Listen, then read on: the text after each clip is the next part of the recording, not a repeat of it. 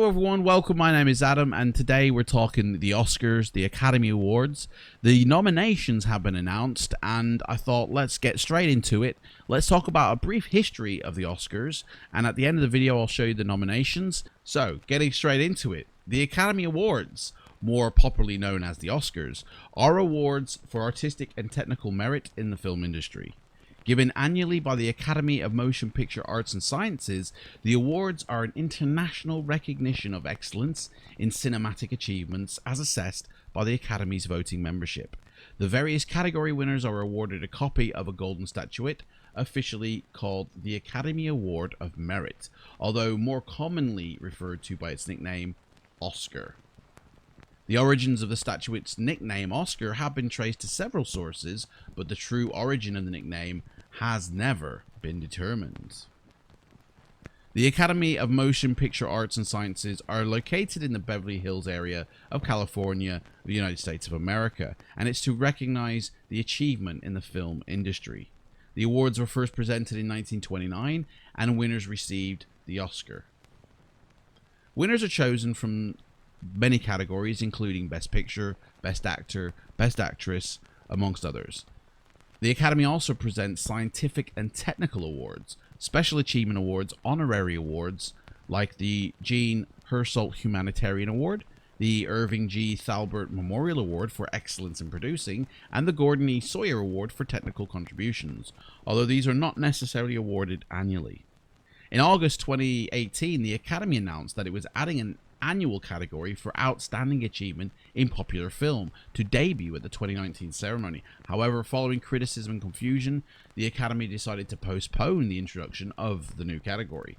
Now, to be eligible for an award in a given year, a film must be publicly exhibited for paid admission for at least 7 consecutive days at a commercial theater in the Los Angeles County between January the 1st and midnight of December the 31st of that year, and must be shown or premiered in either 35mm, 70mm, or 24-frame progressive scan digital format. The exceptions to this rule include foreign language films which are submitted by their country of origin and need not have been shown in the United States. Documentaries and short films have different eligibility requirements and are officially submitted by their producers, whereas music awards require the musical artist to file a submission form. Only members of the Academy of Motion Picture Arts and Sciences may nominate and vote for candidates for the Oscars.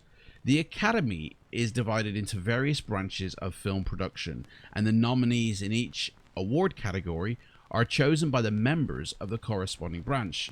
Thus, writers are nominating writers, directors are nominating directors, and so forth. In fact, the entire Academy membership nominates the candidates for Best Picture and votes to determine the winners in most of these categories, which means there are thousands of members on the committee.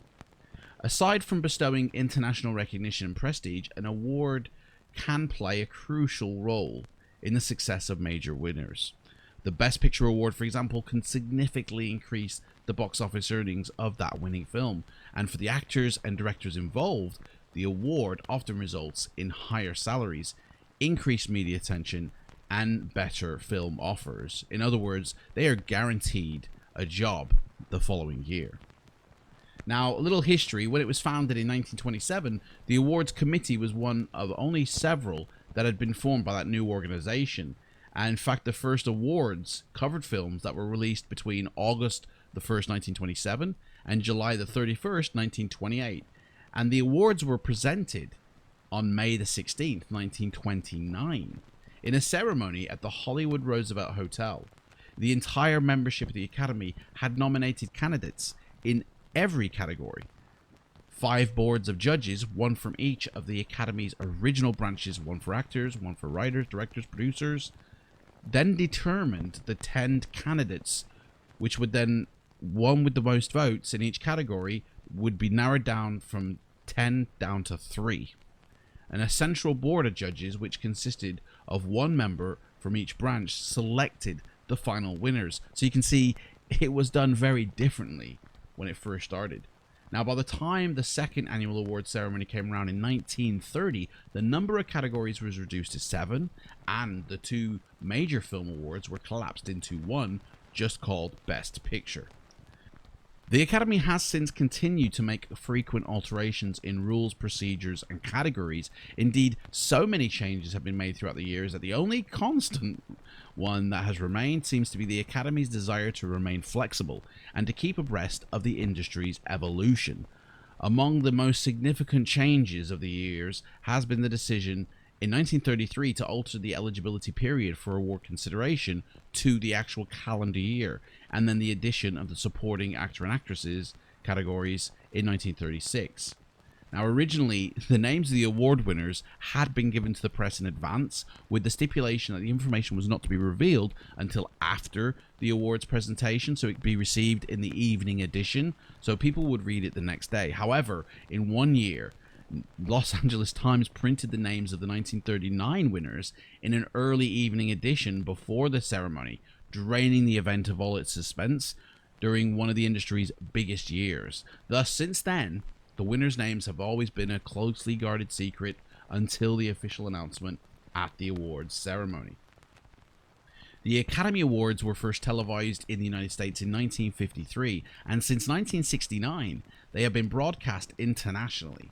By the late 20th century, the ceremony had become a major happening, viewed by millions, and notable hosts of the years have included Bob Hope, Johnny Carson, and Billy Crystal. Even red carpet interviews also became an integral part of the event, with much attention focused on the attendees' ensembles and their dresses. Steeply declining viewership in the late 2010s, however, led the Academy to announce several changes to the ceremony's broadcast, which included a limit to 3 hours, beginning in 2019, and an earlier air date which begins in 2020. Now, as you can see, over the years, there has always been rule changes, and you can see those changes on the Oscar websites.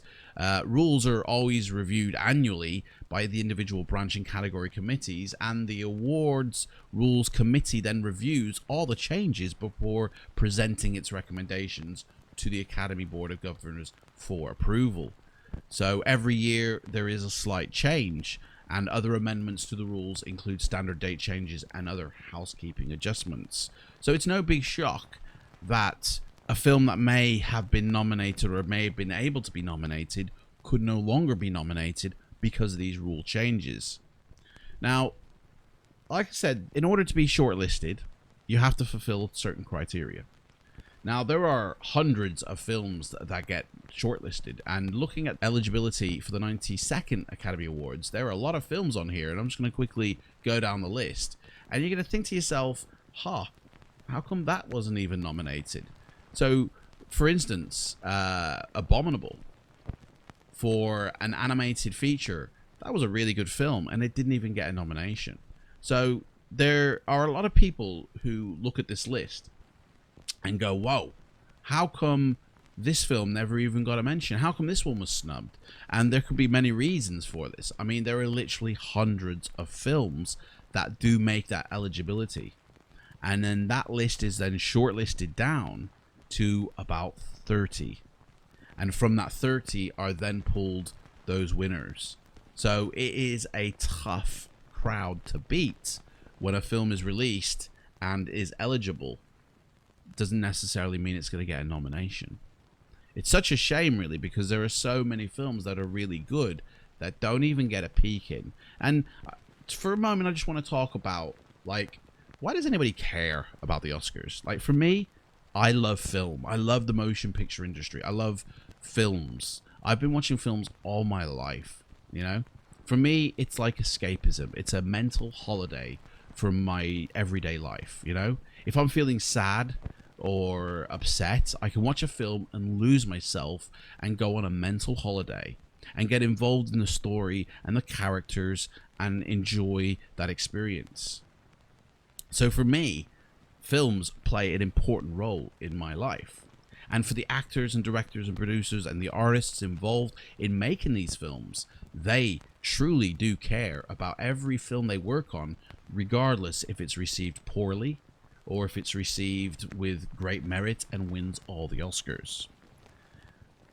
To be honest, I truly believe actors and actresses and directors and writers, anybody who works in the film industry, does have quite a tough life, but the actors and actresses have a harder time because they live a completely different lifestyle and a completely different way to everybody else on this planet. Their job, they might get a job, let's say, for instance, Hugh Jackman got voice work done for Missing Link. Now, that may have only lasted for a few months, and then that was it on his involvement in that film. And he would have been paid a certain amount, and then he would have had to go off and find another job.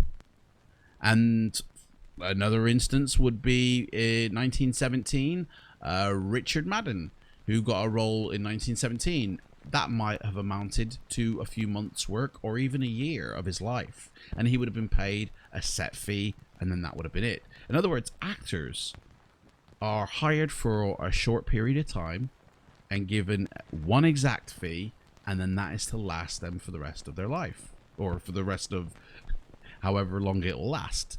And then, of course, they will get another job, which will continue to pay for their lifestyle. Now, imagine if you turned up to your job, right, and your boss sat you down and said, listen, you've been here for years, but you know what? We're changing the way we do this, okay? We're going to hire you for the next 2 years, and we're only going to pay you £10,000 or $10,000. And I know that might be an overestimation of what some people earn, but let's just, as an example, 2 years work, and you're going to get paid £10,000, okay? Oh, okay. So for the next 2 years, I've got something to do, and I've got 10 grand in my pocket. But that 10 grand's got to last me, I suppose, those 2 years. And then after those 2 years, I've then got to go and get another job. So I might have 10 grand in my pocket now, which is great. Let's go on holiday.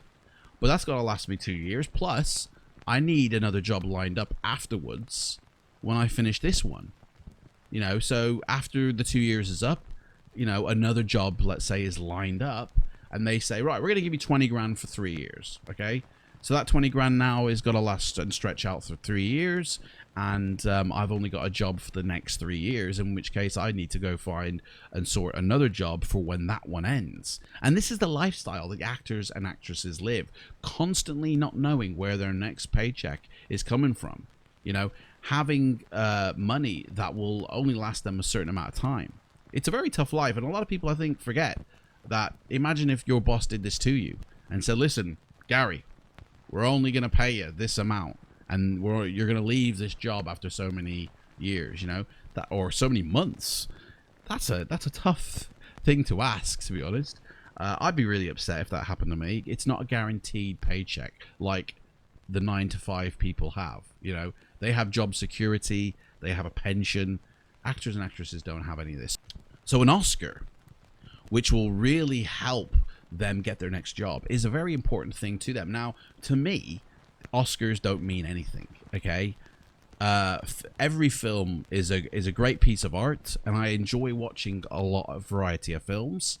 For me, when the Oscar season comes out, for me, it's not about who's going to win what. Yes, I get wrapped up in, I want this film for Best Picture, or I want that guy for Best Director, or that woman for Best Director. You know, it's not about that.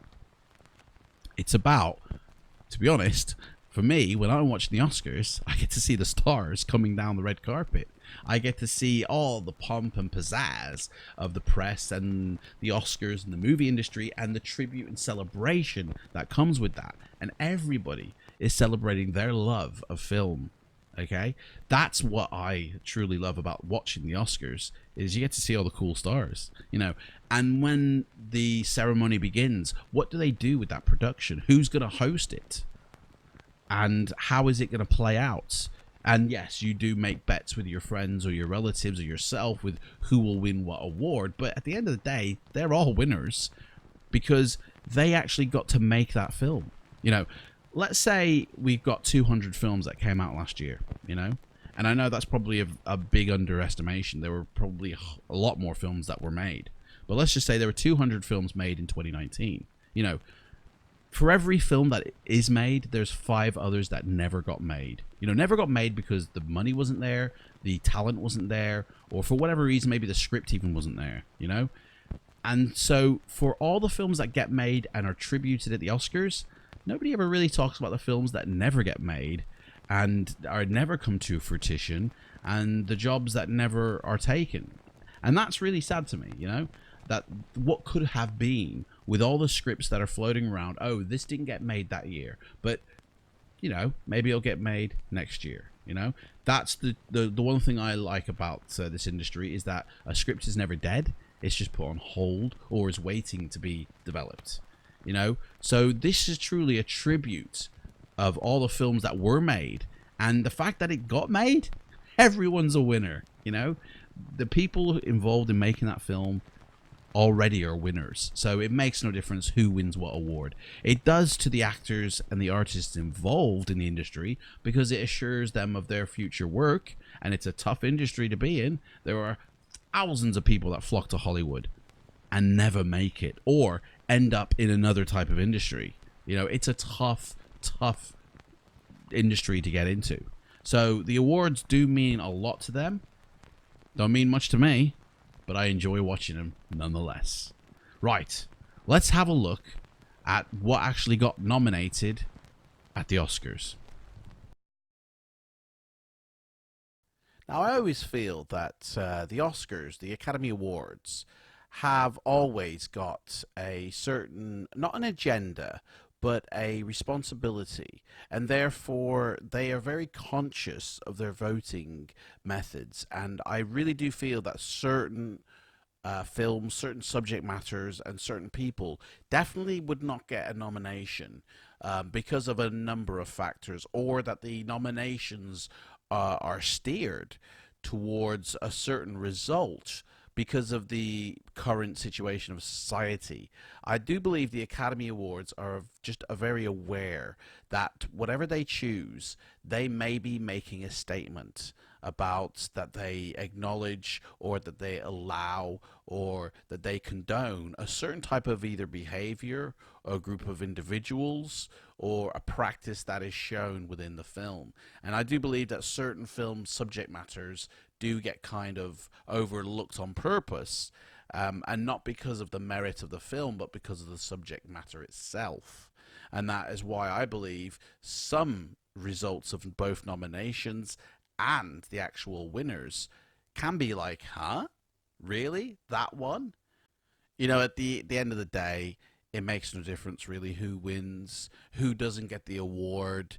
Everybody who creates a film is a winner in my estimation, because they got to fulfill that dream for that creative film that they made, and everyone wins. So in coming up videos, I will be announcing my personal picks for the Oscars and what I believe will win, picked by the Academy Award, and they are two very different results. So stay tuned in the next video coming at the end of January.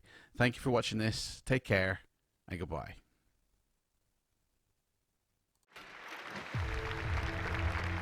You never wanted to look beyond the clouds and the stars? Or to know what causes the trees to bud and what changes the darkness into light? Where should we be if nobody tried to find out what lies beyond?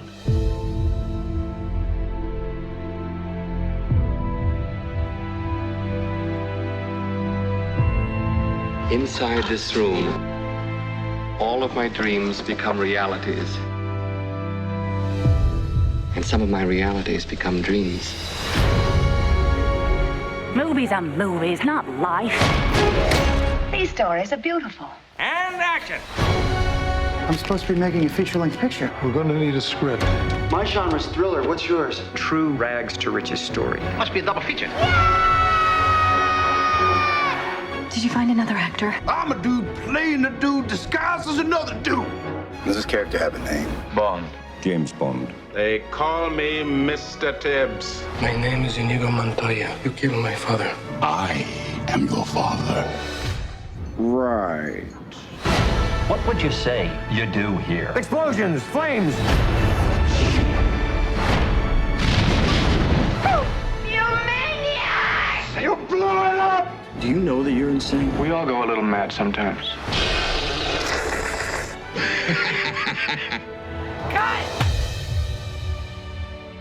And the purpose of civilization is to be able to empathize with other people. And for me, the movies are like a machine that generates empathy. It lets you understand a little bit more about different hopes, aspirations, dreams, and fears. Nobody loved me. I love you.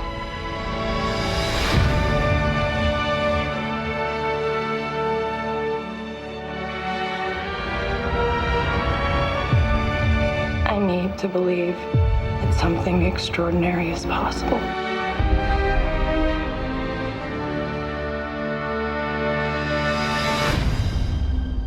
You never really understand a person until you consider things from his point of view. Did you climb inside of his skin, walk around in it? What you represent to them is freedom. If you want to have freedom, you gotta go where the freedom is. I'm just trying to survive. Well, I don't want to survive. I want to live. What are you talking about? Hope. Hope is a good thing, maybe the best of things. And no good thing ever dies.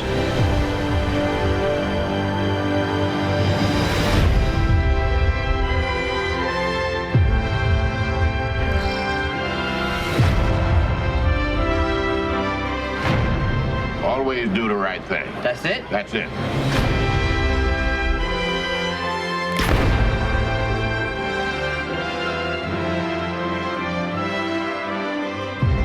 All right, Mr. DeMille, I'm ready for my close-up.